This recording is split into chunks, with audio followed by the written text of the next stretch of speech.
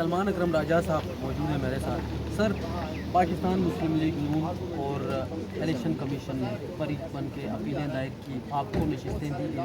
ایک valid point انہوں نے یہ بھی اٹھایا کہ سنی اتحاد کونسل پاکستان تحریک انصاف اس میں فریق نہیں تھی. نہیں, یہ کوئی ویلڈ پوائنٹ نہیں. دیکھیں, اس کا فیصلہ ہو چکا ہے تفصیل سے. 8 رکنی جو اکثریتی فیصلہ ہے اس نے اس تمام بات کا جواب دیا ہے کہ کوئی نئی بات نہیں ہے. عدالت بالکل اختیار رکھتی ہے کہ وہ پاکستان کے عوام اور جمہوریت کے لیے جس چیز کو صحیح سمجھتی ہے وہ کرے. یہ بالکل ان کا ایک تکنیکی نوعیت کا ایک غیر اہم معاملہ ہے, لیکن بہرحال عدالت اگر اس کو مانتی ہے تو مان سکتی ہے. یہ چیز ریویو میں نہیں آتی کیونکہ اس کو بغور اس نقطے کا جائزہ لے کر 8 جج صاحبان نے فیصلہ کیا ہے, اور بلکہ ان کے علاوہ 3 دیگر جج صاحبان نے بھی کہا ہے کہ پی ٹی آئی کو, کم از کم 2 نے کہا ہے کہ پی ٹی آئی کو نشستیں دی جا سکتی ہیں. اس لیے یہ بات طے ہو چکی ہے.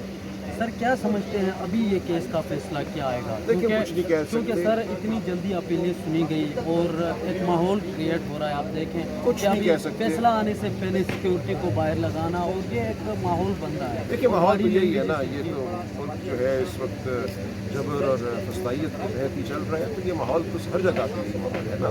ہر شخص خوفزدہ ہے کہ کب اس کو اٹھا لیا جائے گا, کب مار پیٹ ہوگی, کب اس پہ جھوٹا مقدمہ بن جائے گا. اس ماحول میں تو ہم جی رہے ہیں نا, اپنی بات کر رہے ہیں, ہم کرتے ہیں. کسی قسم کے اسلحے کے استعمال پہ یقین نہیں رکھتے. ہماری جو جد و جہد ہے وہ خالصتاً سیاسی ہوگی, آئینی ہوگی, قانونی ہوگی. سر, انہوں نے اڈیالہ کی جانب جانے کا کہا ہے کہ ہتھیار لے کے آئیں گے, تو اس سے کیا اڈیالہ نہیں کوئی ہتھیار لے کے نہیں کوئی ہتھیار لے کے اڈیالہ نہیں جائے گا. بالکل ایسا ہی ہماری پارٹی کا بالکل نہ رویہ ہے نہ پالیسی ہے. جو انہوں نے بات کی ہے اس کی وہ وضاحت خود کر سکتے ہیں, لیکن جو مجھے سمجھ آئی ہے انہوں نے دفاع کے حوالے سے کی ہے کہ ایک شخص پر گولی چلے, حملہ چلے ہو تو وہ اپنا دفاع کر سکتا ہے. کسی قسم کی بھی مسلح جدوجہد ہمارا سیاسی لائے عمل نہیں.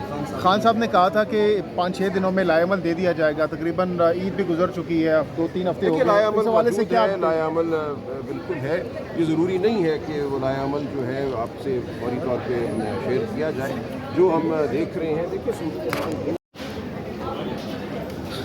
سپریم کورٹ آف پاکستان میں مخصوص نشستوں کے حوالے سے بڑی خبر آ رہی ہے. اس وقت آپ دیکھ سکتے ہیں پاکستان تحریک انصاف کی خواتین کی ایک بڑی تعداد یہاں پر موجود ہے, اور یہ مناظر آپ دیکھ سکتے ہیں. سپریم کورٹ آف پاکستان سے مخصوص نشستوں کے حوالے سے بڑی خبر اس وقت آ رہی ہے. یہ آپ مناظر آپ دیکھ سکتے ہیں یہاں پر.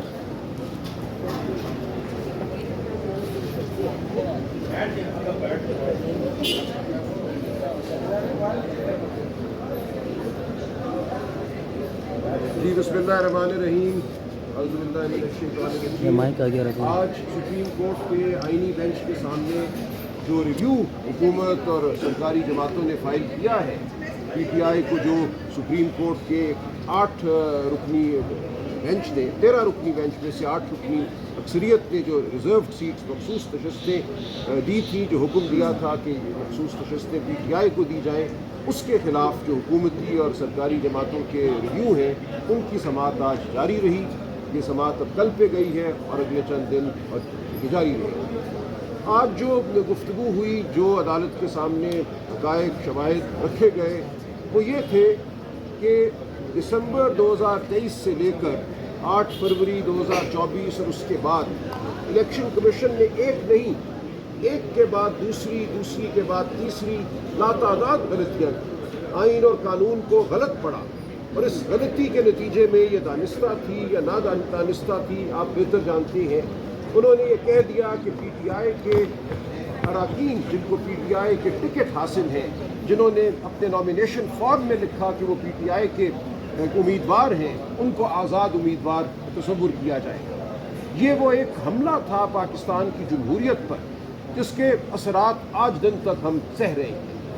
عوام کی جو خواہش تھی کہ وہ پی ٹی آئی کو بطور پارٹی منتخب کریں, عمران خان صاحب کو وزیر اعظم پاکستان منتخب کریں, اس کے راستے میں جو ایک دیوار کھڑی کی گئی, اس دیوار کو 8 جج صاحبان نے پچھلے سال جولائی 2024 میں مسمار کر دیا تھا.